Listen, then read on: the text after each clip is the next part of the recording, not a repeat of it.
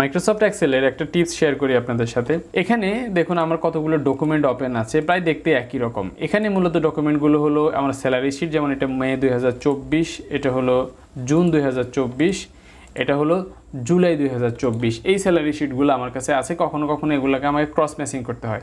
আপনাদেরও হয়তো কখনো কখনো এরকম অনেকগুলো এক্সেল শিট ওপেন করে রাখতে হয়, বাট সমস্যা হয়ে যায় যে আমার যদি সুইচ করতে চাই, আমি যেমন এটা থেকে আমি এটাই যাব, কিন্তু ভুলে হয়তো আমি এটাই চলে আসলাম। এখন সমস্যা হয়ে যায়, এই সুইচ করার মাধ্যমে কিন্তু আমাদের ডাটা অ্যানালাইসিস করতে বা ক্রস ম্যাচিং করতে একটু অসুবিধা হয়। এই সমস্যাটার একটা স্মার্ট সমাধান আমি আপনাদেরকে দিচ্ছি।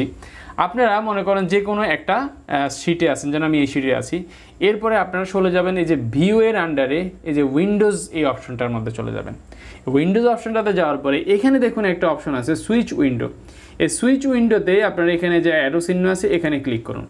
ক্লিক করার পরে আপনাকে দেখাবে যে টিক চিহ্নের মাধ্যমে দেখাবে আপনি এখন কোন শিটটাতে আছেন। যেমন আমি এখন আছি ম্যানুয়াল স্যালারি মে 2024, আমি চাচ্ছি যে জুলাই 2024, তো মের সাথে জুলাইয়ের আমি একটা ক্রস ম্যাচিং করবো। এখানে আমি যে জুলাইতে দিলাম, এখন কিন্তু আমার জুলাই 2024 চলে আসলো।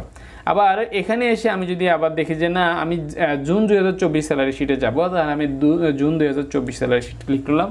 এখন কিন্তু জুন 2024, যার ফলে যেটা হচ্ছে আমি যদি যে বারবার এখানে মাউসটা রেখে তারপরে এখানে বারবার মাউস দিয়ে সুইচ করার চাইতে আমি যদি এখানে উইন্ডোজ সুইচ বা সুইচ উইন্ডোজ অপশনের মাধ্যমে যদি সুইচ করি, তাহলে আমার ভুল হওয়ার সম্ভাবনা যেমন কম, একই সাথে আমার কিন্তু ক্রস ম্যাচিংটাও খুব সহজে আমি করতে পারছি। তো আশা করি এর মাধ্যমে আপনারা অনেক উপকৃত হবেন। আর এ ধরনের টিপস পেতে আমার ভিডিওতে লাইক, পেজে ফলো এবং চ্যানেলটি সাবস্ক্রাইব করে রাখবেন।